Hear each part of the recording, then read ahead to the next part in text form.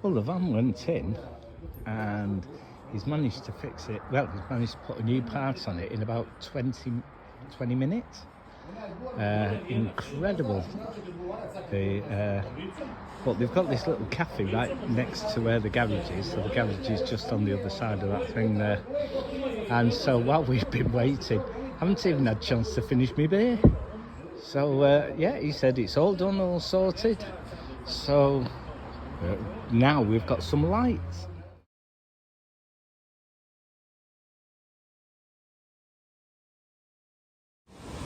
Hi, we're Caroline and Ian, a British couple who's given up work, sold the house, given away their possessions and are now in Europe on a van life.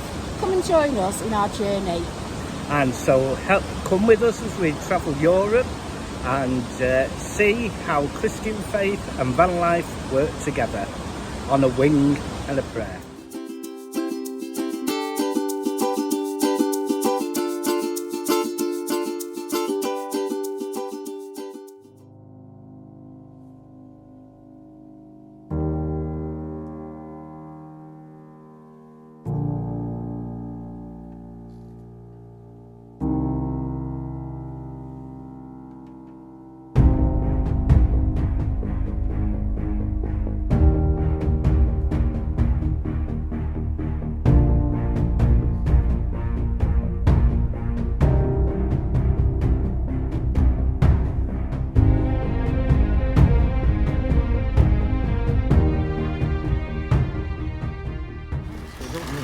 This is the clock, and as you can see that's 12 o'clock, and we've got two lots of water flashing at the moment.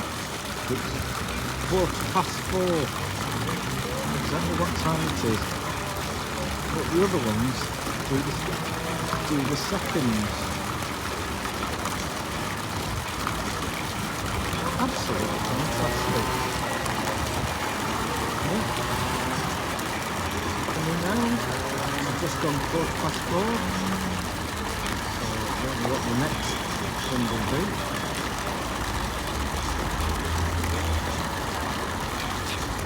There you go. Mechanical water clock.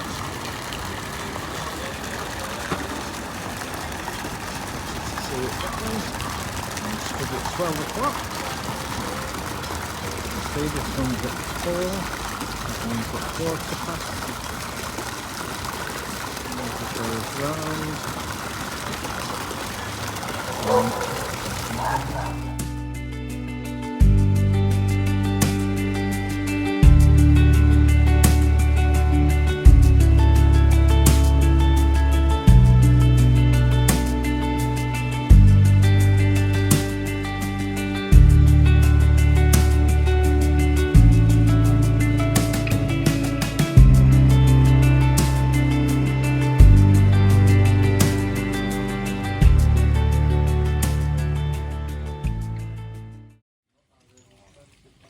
We've just come for a park up and decided to walk into the old town, and as we walk in we've seen a sign for the castle. Now what we're finding is in Croatia that everything is up a hill. So halfway up the hill we found this little restaurant, and this is the garden in the restaurant. Pomegranate tree, fountains. I can't really tell how high up we are, but we are very high. Definitely in need of something to eat and drink before we do the next half. There's Mr. A.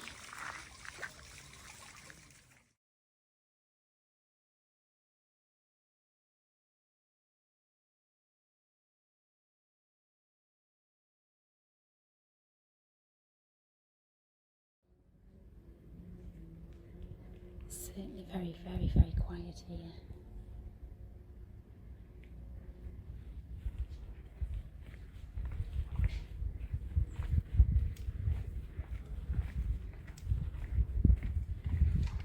And out there you've got the bay.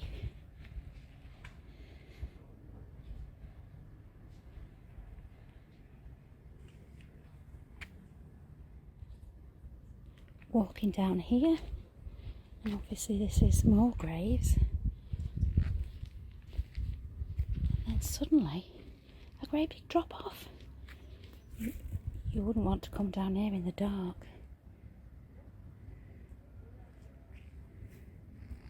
End up with a right bump on your head.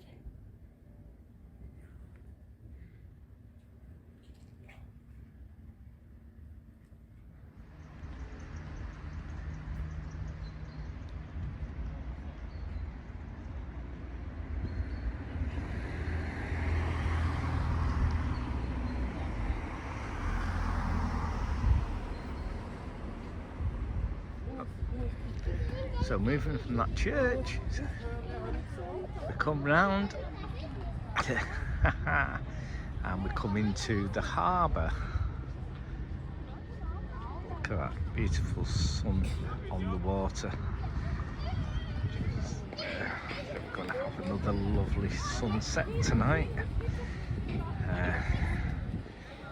And this is the front end of the harbour. And Delilah's found another friend.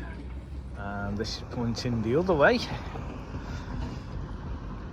towards the harbour, or on the harbour.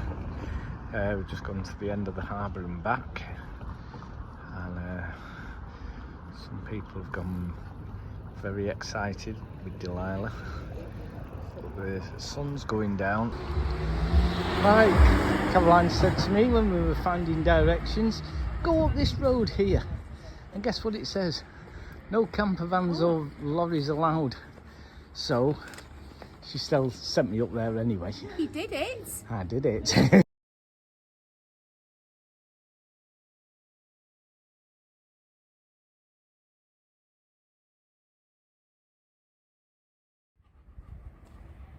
We're still in Shibboleth, and we enjoyed a nice sleep on the car park last night. And we've come today for a bit of history. So this is Fortress Baron, and it survived the Ottoman invasion and the Venetian invasion. And we're having a really nice walk round. A little bit different. They've given us a tablet that has got interactive pictures on it. Well, that you just put a QR code in. Ian's filming me, filming him.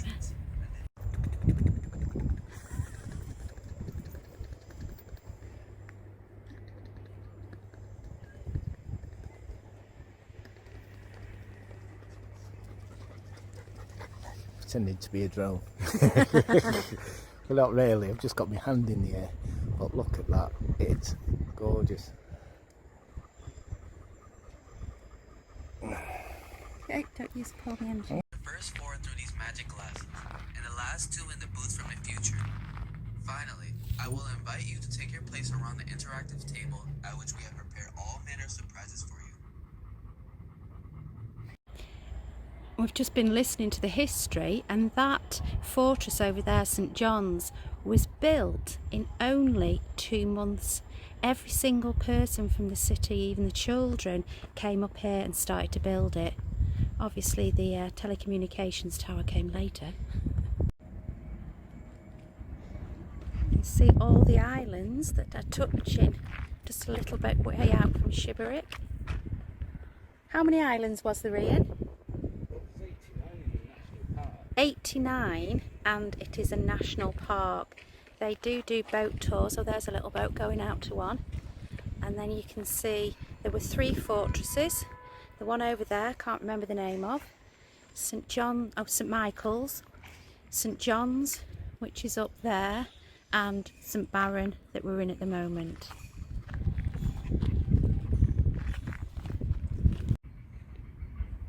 We've ordered a few bottles of the local beer, and when it's come, this is it. It's completely dark. So we're in Fortress Baron. You say it tastes of lemons. And we've got a bottle of Baron. Give it a taste. What's it taste like, Ian?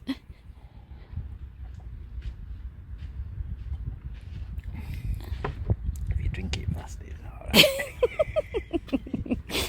I think it tastes of lemons. It's really bitter.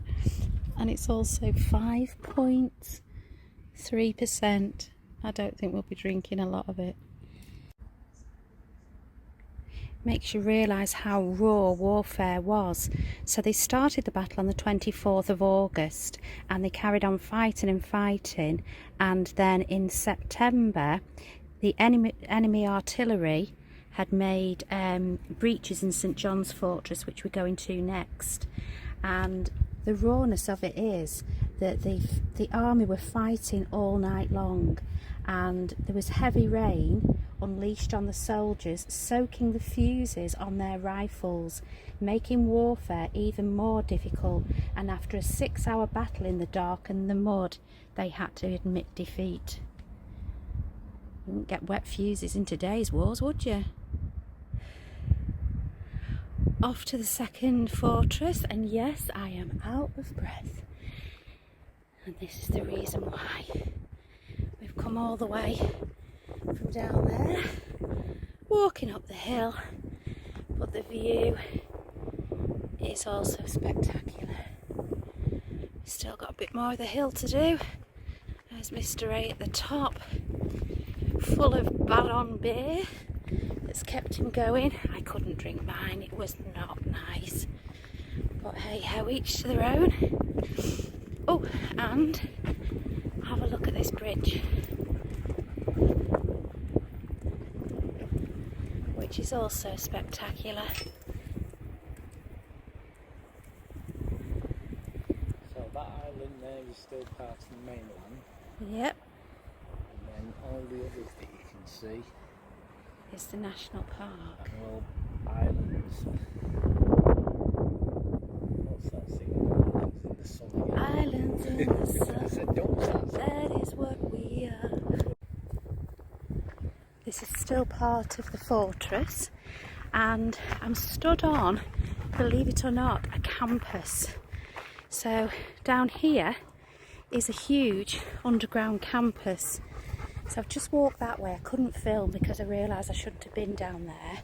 But it was beautiful, all glass walls looking out onto that area. And this is where the students come to recline and ponder. What a gorgeous place to come to college.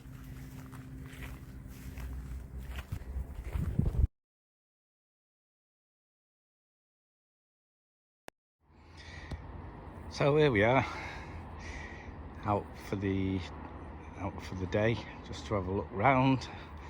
And this is a typical Croatian road. You can see all the scrape marks and everything at the bottom where, if they've gone up with bull bars or anything like that, you can see where they've had to brake pretty quick. And all the way up to the top, and there's Mrs. A on the way for a walk.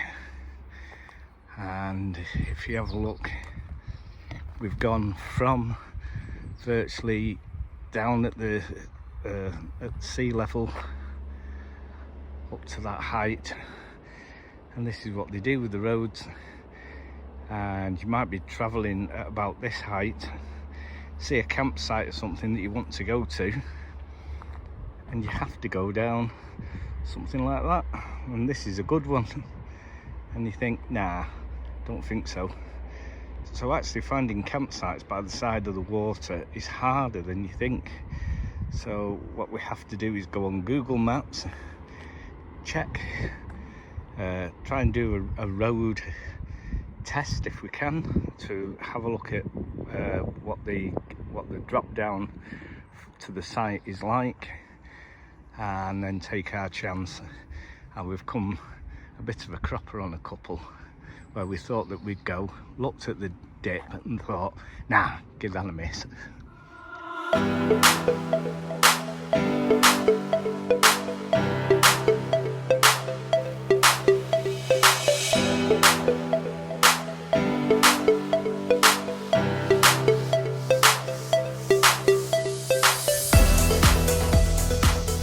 Morning everybody, we're at Camping Stobeck, just 4 kilometres from Split, and this is the campsite that we're on. we're going to take the dog for a walk, so I thought you might like to join us and have a look at the area. So here's the...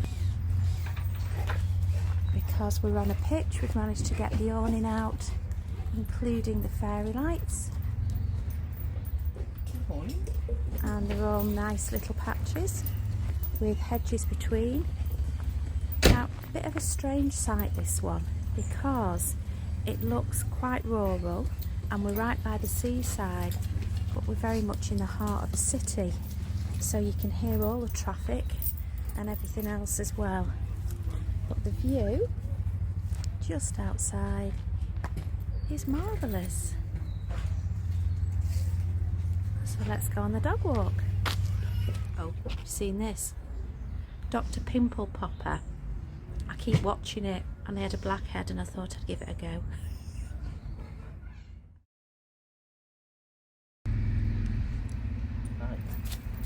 There's Dillilah going off for a run, and within a minute we're on the beach. And as is common in Croatia, the beaches aren't sandy, they're actually gravel beaches. So we're quite early, there's nobody here yet, and it is towards the end of October and it's 23 degrees. So what we have here is, I can show you why there's nobody there. There's 3 pools there, 2 for the children and 1 for the adults.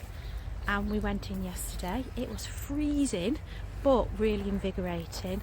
And behind it is the wellness centre, and we'll show you that later. It's a huge site. And over down that side is where the restaurants are and most of the facilities. So we'll show you that again. There's a little fishing boat just coming in. It's morning fish.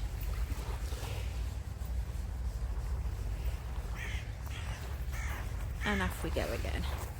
So inside the wellness centre they have actually got a gym, which is quite well stocked with equipment. But outside on the beach they also have an outdoor fitness centre. So you've got weights. Everything's made of wood, which I think is really quirky. So they're the weight lifts. They're all made of wooden logs, and pull-up areas and different things here. If you feel inspired. And this is for the residents. And then they've also got a dog area, and the dog area has also got an agility course in it. And at the bottom of the dog area they have their own private beach. So very well maintained for animals. So grass area here for the dogs, and then here we come to Dog Beach. Tried to get Dillilah through that tube yesterday. She was having none of it. So here we go. And they also have their own beach. Let's see if Dillilah will do anything. Dillilah! What's this? Come on up! Hop, hop, hop! Hop up! Up here! Come on! Up you come! Come on! Do you want to come up? Good girl! See if you'll come up. Come on! Up, up, up, up, up, up. Oh, she's doing it! And over! And down! And down the other side. No, and not down the other side. She's a frisky girl. Yeah, that's the point. I'm not sure how the dogs are going to work the parallel bars. But here we are. Happy good morning. Forgot to mention, they also have a dog shower, and further in the camp they actually have washing machines specifically for dogs' bedding and stuff. But how cool are these tiles? Far too good for dogs. And a little ramp going in. Dillilah, do you want to see this? What's this? Up here. Up, up, up. Nah, she's not interested. And they've even got their own little jetty.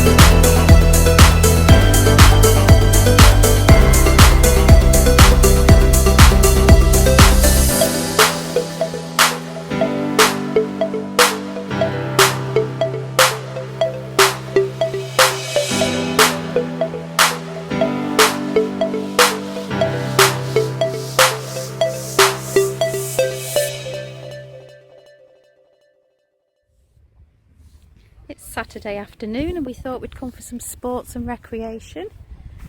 As beach volleyball is no good with just 2 people, we thought we'd come and have a game of table tennis. But one we've got here, there's no net, so Ian's improvising with a log of wood. I'll let you know how it goes and who wins. Well, we've just had 2 games and I'd just like Mr. A to tell you the score. One moment. What's the score, Ian? 2-1. No. Oh, sorry, 2-0. 2-0 to who, Ian? That could be you. Happy Saturday.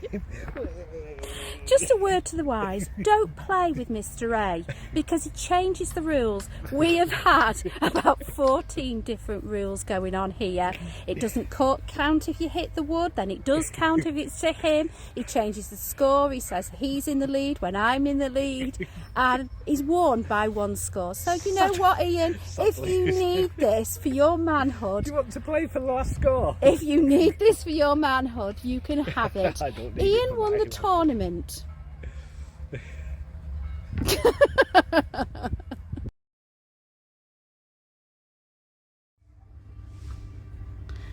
On the walk back from table tennis, I have managed to find 2 fruits growing on trees. One is a pomegranate and they are really beautiful trees, and the other one I had to do a bit of research is called a permission. So I'm going to chop them up and see if I can eat them. Hello, we are on our big night out. Mr. A scrubbed up beautifully, look at him, jacket on and everything. So yeah. You would do No, this well. Mr. What do you mean? No. Okay, You so look we're lovely. having a lovely dinner and I will done your just hair? turn it round and show you. Oh, I'm can you get having it a in? huge pizza. I'll lift it up. I'm actually moving back because it's so big, and Mr. A is having Spaghetti bolognese. with parmesan. cheese, yes. And this is our view across the bay. So there's all little lights on and it's lovely.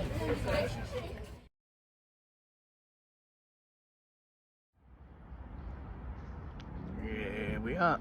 This is the other side of the harbour, looking over a small town, and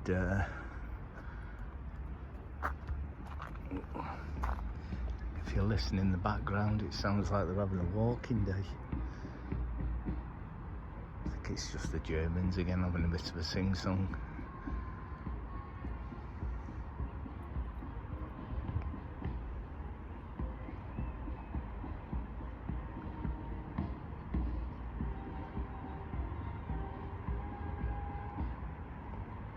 Sounds like a long way to Tipperary, to be honest. Good morning. I just wanted to show you the rest of the site before we leave. I haven't got much time. Ian met a beautiful English couple and they actually live just down the road from where we were.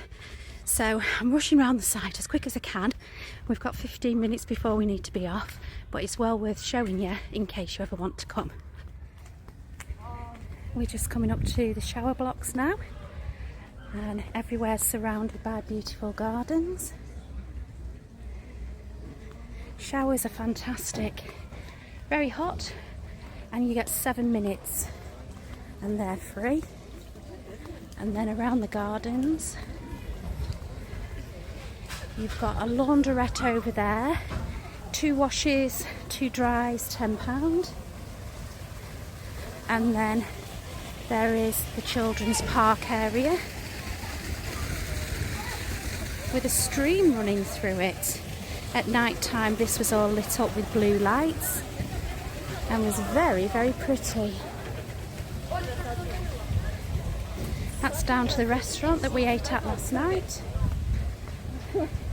And then it's this way to the beach. One thing we did see, and I didn't get a chance to film it, was paddleboards in the night with LED lights under them, and they looked absolutely magical. The walk down to the main entrance is where the static vans are, so if you wanted to come and you hadn't got a mobile home, that's fine, you can just hire them. And just as well as like in the gardens, they have all these structures which are beautiful. So they've made this, which is not for any purpose apart from pleasure. I thought it was really pretty. All the old working tools in it. And then a little further down we found dog showers, but as well as dog showers we actually found a laundrette specifically for the dog's bedding. An overview of the site and all it's got to offer.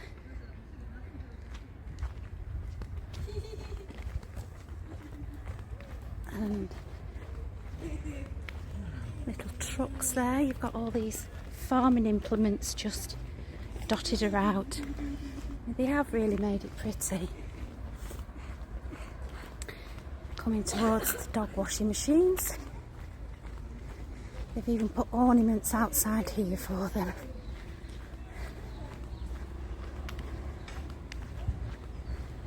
And there's your dog wash. You've got a shower for them and washing machines as well. And then this is the main area of the camp. And you can see it is quite industrial. Once you get outside, you're right in the heart of the town.